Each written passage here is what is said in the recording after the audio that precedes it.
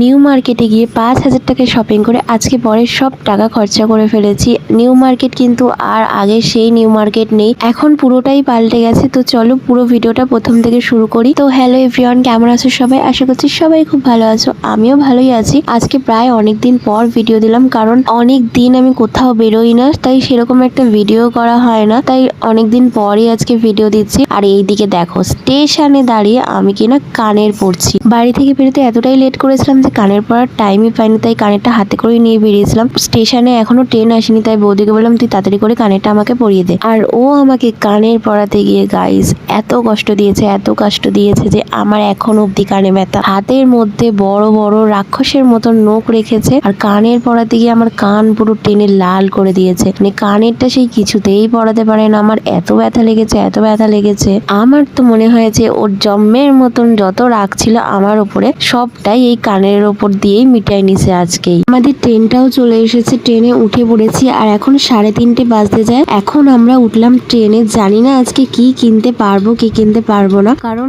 New মার্কেটে এত বেলায় গেলে অনেকটাই লেট হয়ে যায়। একটু সকাল সকাল বেরোলে ভালো হয়। আমাদের বেরোনোর কথা ছিল 12টায়, আর এখন বেরিয়েছি 3টের পরে। তাহলেই ভাবো যে আমরা কতটা লেট করি, কতটা লেট। আজ পর্যন্ত জীবনে কোনোদিন কোনো জায়গায় সঠিক টাইমে যেতে পারিনি, সব সময় লেট আমাদের হবেই। এখন চলে এসেছি দমদমে, এখন মেট্রোর টিকিট কাটছে। দেখো জাস্ট লাইনটা একবার দেখো। মেট্রোর এখানে এসে লাইন দেখে আমি তো ভাবছি আজ আর আমাদের নিউ মার্কেট যাওয়া মনে হয় হবে না। এইদিকে আমি বৌদিকে বলছি আয় তোকেও একটু দেখাই, না হলে সবাই ভাববে খালি নিজেকেই দেখিয়ে যায় আর কাউকেই দেখায় না। কিন্তু ও তো লজ্জা পাচ্ছে, কিছুতেই আসবে না। তারপরে আমরা খানিকক্ষণ দাঁড়ানোর পরে টিকিটটা পেয়ে গেছিলাম। আর আজকে নিউ মার্কেট যাচ্ছি তার একটাই কারণ, আমি কিন্তু পুজোর শপিং করতে একদমই যাচ্ছি না, কারণ পুজোর শপিং আমি সামনের মাসে আবার যাব তখন। আজকে আমি যাচ্ছি হচ্ছে সামনেই আমার বার্থডে আসছে, আমার বার্থডের জন্যই কিন্তু আমি ড্রেস কেনার জন্যই আজকে যাচ্ছি। কোনো বছরই যাই না আমি, আমাদের বাড়ির ওখান থেকেই কিনি, কিন্তু এইবারই প্রথম যাচ্ছি আর কি। এইদিকে দেখো গাইস,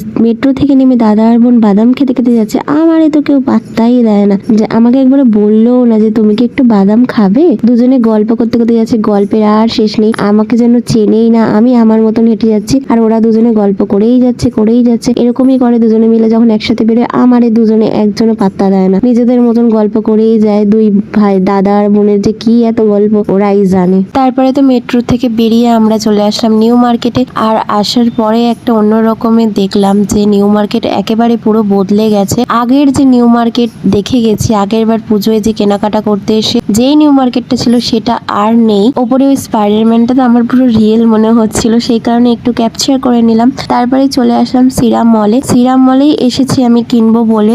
আমার ইচ্ছা ছিল আমার বার্থডেতে আমি একটা সুন্দর বারবি গ্রাউন্ড কিনবো, আমার অনেক দিনের এটা ইচ্ছে ছিল, সেই কারণেই আর কি আজকে এসেছি। কিন্তু এখানে এসে আমার মাইন্ডটা একটু চেঞ্জ হয়ে গেছে। কদিন ধরে কিন্তু আমি বায়নাই করছিলাম বরের কাছে, মানে আবদার ছিল এটা আমার ওর কাছে, যে আমি একটা বারবি গ্রাউন্ড আর কি এই বছর বার্থডেতে আমি পরবো। আমার অনেক দিনের এটা শখ ছিল আর কি। তো আমি ওকে বলেছিলাম, কিন্তু ও ছুটি পাচ্ছিল না বলে আমাকে নিয়ে আসতে পারছিল না। তা আজকে যাই হোক আমাকে নিয়ে এসছে, কিন্তু এখানে এসে আমার মাইন্ডটা একটু চেঞ্জ হয়ে গেছে। আমি ভাবলাম যে না, আর গ্রাউন্ড আমি কিনবো না। গ্রাউন্ড কিনলে না আমার একবার পরার পর না সেগুলো আর পরা হয় না, কারণ আমি সেরকম একটা কোথাও যাই না, তাই সেইভাবে পরাও হয় না। শুধু অত দামি দামি গ্রাউন্ড গুলো আলমারি বন্দি হয়ে পড়ে থাকে। সেই জন্যই আমি ভাবলাম থাক, গ্রাউন্ড আর কিনবো না, যেটা আমি পরতে পারবো সেরকমই কোনো জামা আমি কিনি। তারপরে সিরাম মল থেকে তো আমরা বেরিয়ে গেলাম, যেহেতু গ্রাউন্ড কিনবো না বলে। তা এই ব্যাগের দোকানটায় ভালো ব্যাগের এত সুন্দর সুন্দর কালেকশন ছিল যে না দাঁড়িয়ে আর পারলাম না। এমনিও আমি একটা ব্যাগ কিনতাম,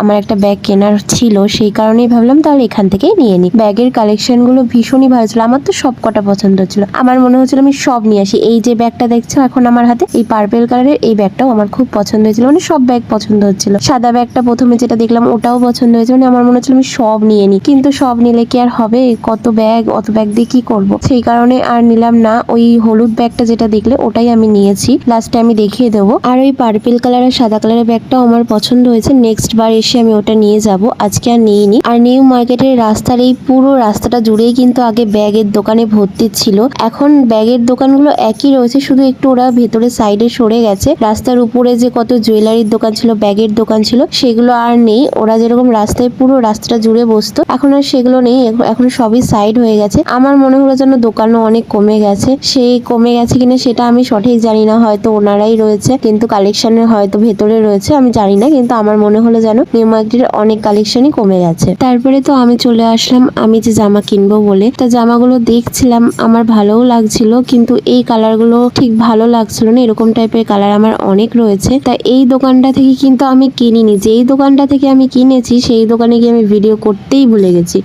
शाबाश बेटा, बहुत बढ़िया। নিউ মার্কেটে কিন্তু গ্র্যান্ড হোটেলের নিচে যে কুর্তির দোকানগুলো যে ছিল, কত কত কুর্তির দোকান ছিল। তোমরা যারা আসো তারা তো জানোই, কিন্তু এখন কিন্তু আর কিছুই নেই বলতে সবই রয়েছে, কিন্তু অনেক কালেকশন কমে গেছে। অনেক দোকানগুলো আমি আর দেখতে পাচ্ছি না, জানি না ওগুলো কোথায় এখন বসেছে, কিন্তু আমি মনে হলো যেন অনেক দোকান আমি এর আগের বার দেখেছিলাম, এখন আর সেগুলো দেখতে পেলাম না। এই দোকানটায় কিন্তু অনেকটাই দামগুলো বেশি, কিন্তু কালেকশন খুব ভালো, আর কোয়ালিটি নিয়ে তো কোনো কথাই হবে না। আর এই ডলগুলো যে আমার এত পছন্দ হয়েছে, আমি তো ডলগুলো না নিয়ে বাড়ি আসবো না ভাবছিলাম, কিন্তু তারপর দাম শুনে ভাবলাম থাক, তোরা এখানেই থাক, তোদেরকে আর নিয়ে যেতে পারলাম না, কারণ ওগুলোর দাম চাইছিল 1200 টাকা। এমনি আমি দুখানা জামা কিনে বরের 4000 টাকার উপরে খরচা করিয়ে দিয়েছি। তারপরেও যদি আমি ওই পুতুলগুলো বায়না করি, হ্যাঁ বার্গেনিং করলে হয়তো অনেকটাই কমে হয়ে যেত, কিন্তু বার্গেনিং করতে একদম আমরা তিনজনের কেউই পারি না। ব্যাগের দোকানে বার্গেনিং করতেই পারিনি। তোমরা আসলে অবশ্যই বার্গেনিং করেই নিও, কারণ আমরা বার্গেনিং করতে একদমই পারিনি, না হলে আমার ব্যাগটার দাম আরেকটু কম হলেও হতে পারতো। তারপরে তো আমরা বাড়িতেই চলে যাচ্ছিলাম, বাড়ির দিকেই রওনা দিয়েছিলাম, কিন্তু যাওয়ার পথে ও আমাকে বললো জামা নিলে জুতো নিলে না। তো আমি ভাবলাম যে থাক বাবা, জুতোর কথা আর বলবো না। তাও দেখলাম নিজে থেকেই জুতো কিনতে নিয়ে গেল। তা আমি একটা জুতো দেখেছি, সেটা আমার পছন্দ হয়েছে, কিন্তু